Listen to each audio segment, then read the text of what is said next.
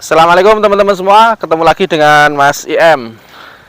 Kali ini kita akan mereview sebuah motor, yakni adalah Honda Genio tahun 2019. Ini adalah motor yang baru dikenalkan oleh Honda di tahun 2019. Berbeda dengan motor matic Honda yang lain semacam Beat, Vario, kemudian Scoopy yang lebih dulu dikenalkan oleh Honda. Nah, ini Genio ini lahir dengan menggunakan segmentasi yang berbeda, dengan tujuan segmentasi yang berbeda daripada matic Honda yang sebelumnya sudah ada. Nah, apa saja kelebihan, kelemahan, kemudian segmentasi dari motor ini?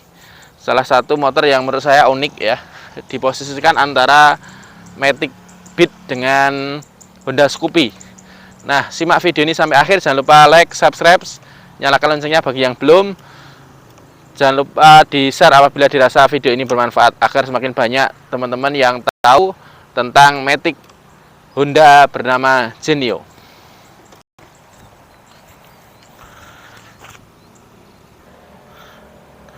Nah teman-teman, ini adalah matic Honda Genio tahun 2019. Ini adalah generasi paling awal dari Honda Genio. Kalau dilihat sekilas, memang motor ini mirip dengan Honda Scoopy, namun dengan bentuk yang lebih ramping ya. Jadi di bagian depan gini, dia modelnya seperti Scoopy, hanya ini dibuat lebih ramping. Kenapa dibuat lebih ramping? Karena memang ini adalah sebenarnya kalau saya boleh mengatakan, ini adalah versi ngirit dari Scoopy dia. Jadi versi ngirit, jadi versi hematnya.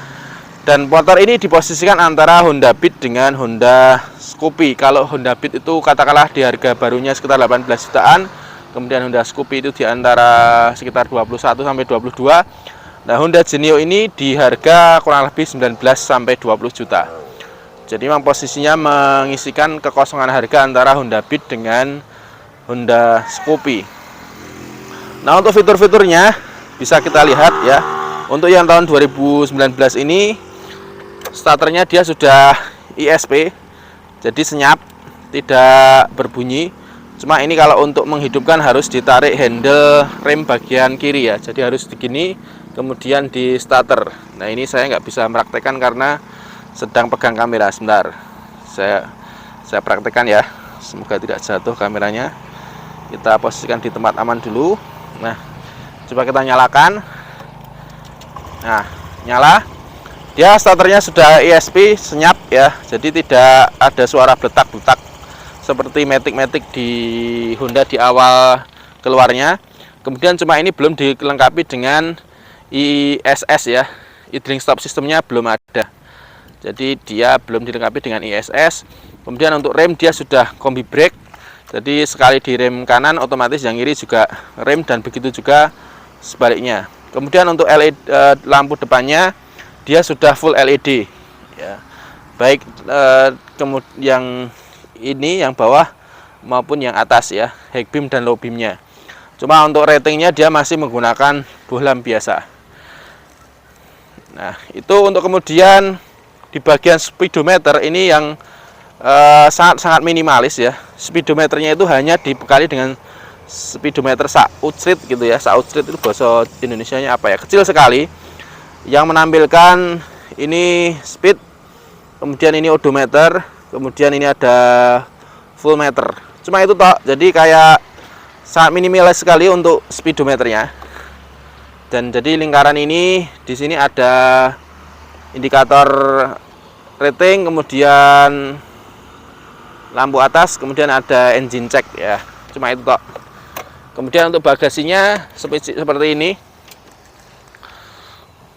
Jadi walaupun bodinya besar, ini bagasinya tidak terlalu besar. Jadi hanya kecil begini dan agak ke dalam. Kalau dibandingkan dengan Honda Beat ya setara.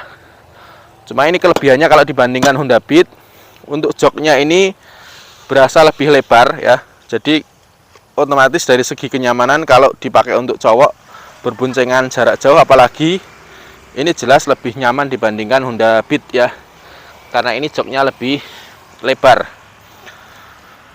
Nah, untuk sektor belakang ini lampu-lampunya masih menggunakan bohlam semuanya. Ini yang tengah ini juga bohlam, ini bohlam. tidak ada perbedaan yang signifikan dengan Honda Beat maupun Honda Scoopy. Nah, sekarang kita masuk ke sektor mesin ya. Dia dibekali dengan mesin 110 cc ESP ya. Starternya sudah senyap. Mesin yang sama yang dipakai oleh Honda Beat dan Honda Scoopy sebenarnya. Jadi hanya diganti bodinya. Ya, pendinginnya masih pendingin udara, belum pendingin cair. Untuk velgnya dia menggunakan velg ring 14 ya. Sama seperti yang dipakai Honda Beat, cuma yang saya dapat ini karena saya belinya second dan ini ada motor dagangan. Saya baru nyadar ternyata untuk velgnya ini, nah velgnya ini sudah diganti oleh pemiliknya sebelumnya. Sebenarnya velg orinya tidak begini, velg orinya itu sama dengan velg Honda Beat, sama persis. Cuma ini saya dapatnya velg Honda Beat yang versi 2014an ya, jadi versi lawas. Jadi ini sudah diganti. Harusnya tidak begini palangnya, tapi tidak ada masalah karena ini velg ori Honda, cuma beda ya, versi sebelumnya harusnya tidak pakai ini. Untuk rem cakram berada di sebelah kiri standar Honda, kemudian untuk belakang tromol ya seperti biasa. Nah teman-teman, yang menarik dari motor ini adalah ketika dibandingkan ya dengan Honda Scoopy atau Honda Beat, terus terang ini adalah motor yang lebih nyaman di antara keduanya. Kenapa bisa begitu? Kalau dibandingkan Honda Beat, motor ini lebih nyaman jelas karena dia menggunakan jok yang lebih lebar. Karena salah satu kelemahan dari Honda Beat itu joknya dia masih tipis ya, sempit. Jadi kalau dipakai itu lama-lama nyesew ya, bokongnya pedes. Tapi kalau yang ini lebih manusiawi, lebih lebar. Kemudian untuk bobot motor juga tidak terlalu berat bila dibandingkan dengan Honda Scoopy ya. Jadi ini posisinya di pertengahan. Kalau saya mengatakan ini adalah motor yang paling pas digunakan untuk harian. Jadi tidak terlalu berat, fiturnya juga tidak terlalu berlebihan ya. Dan segi kenyamanan juga lebih nyaman bahkan dibandingkan Honda Scoopy. Kenapa bisa begitu? Entah mengapa sampai sejauh ini saya menyimpulkan velg ring 12 yang dipakai oleh Honda Scoopy misalkan, atau kalau di Yamaha Frigo itu cenderung kurang nyaman ketika dipakai untuk harian ya. Jadi dia mengejar stylish, mengejar tampilan, tapi secara fungsional itu kurang. Jadi saya tetap memilih dengan velg ring 14 seperti standar Matic pada umumnya. Jadi karakter velg ring 12 itu kalau saya menilainya terlalu terlalu limbung. Jadi kurang stabil kalau dipakai di speed 60 ke atas. Itu yang saya rasakan. Koreksi kalau saya salah atau mungkin ada teman-teman bisa istilahnya mempunyai penilaian yang berbeda, silahkan. Berbeda pendapat tidak ada masalah.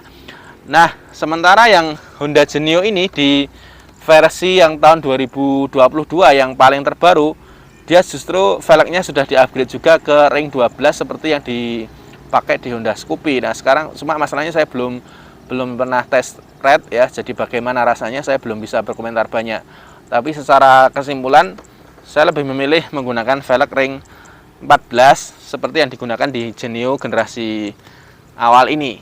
Nah, yang menarik lagi teman kalian, Honda Genio ini adalah salah satu motor Matic Honda yang tidak begitu laris. Kenapa bisa begitu? Kalau saya menilai mungkin karena faktor ini ya, desain. Jadi faktor desainnya memang agak wagu ya, agak lucu, terutama di bagian ini. Bagian totok yang atas ini terlalu kecil. Kemudian di sini juga terlalu ramping, menurut saya kurang nyaman dilihat. Sementara penjualannya juga tidak begitu menyenangkan. Di pasaran baru juga tidak begitu laris. Di pasaran second ini turunnya banyak banget ya dibandingkan dengan harga barunya. Bahkan dengan tahun yang sama 2019 itu harganya bahkan bisa lebih mahal Honda Beat dibanding Matic ini Genio, padahal harga barunya kan lebih mahal Genio, tapi untuk harga secondnya bisa lebih mahal Honda Beat ya. Entah kenapa bisa begitu ya, mungkin karena memang ya penerimaan pasar untuk Honda Genio ini belum begitu masif ya, karena memang ini boleh dikatakan Matic entry level yang middle level ya, belum entry level tapi middle level. Sementara di sektor mesin sebenarnya kalau jenengan nyari irit ya, motor ini irit ya, karena yang dipakai mesinnya juga sama dengan Honda Beat 110 cc, dan ini juga sudah eco riding ya. Jadi ada indikator eco di sini ya. Tadi saya belum sebutkan. Jadi ada indikator eco juga. Jadi tidak masalah keiritan, tidak ada masalah kalau dibandingkan Honda Beat. Saya yakin konsumsi BBM-nya juga 11-12, bahkan mungkin bisa sama persis. Karena bodi motornya ini juga tidak terlalu berat ya dibanding Honda Beat, mungkin hanya selisih berapa kilo ya. Karena memang ini bodinya lebih bongsor, lebih besar dikit ya, tapi lebih kecil bila dibandingkan dengan Honda Scoopy. Jadi ya secara umum untuk kelebihannya boleh saya katakan motor ini lebih nyaman bahkan dibanding Honda Scoopy sekalipun yang levelnya di atasnya, apalagi dibandingkan Honda Beat. Kelemahannya desainnya agak aneh menurut saya, agak wagu, dan juga penerimaan pasarnya tidak begitu bagus. Untuk sementara performa mesin dan lain sebagainya, bahkan motor ini sudah dipakai 23.000, feeling saya itu bahkan lebih nyaman dibanding Honda Beat yang generasi terbaru yang 2022 bahkan. Jadi motornya ini lebih halus, lebih smooth tarikannya bila dibandingkan Honda Beat ya. Koreksi kalau saya salah karena saya punya dua-duanya, Beat 2021 dan ini motor ini 2019, pemakaiannya 2020. Jadi pemakaian juga belum begitu lama. Nah itu teman-teman sekalian sedikit referensi tentang Honda Genio. Nah kebetulan ini adalah motor dagangan. Ini sekaligus kita ngiklan. Jadi motor ini harga barunya sekitar 19-20 juta di sekitar Adi Solo Raya.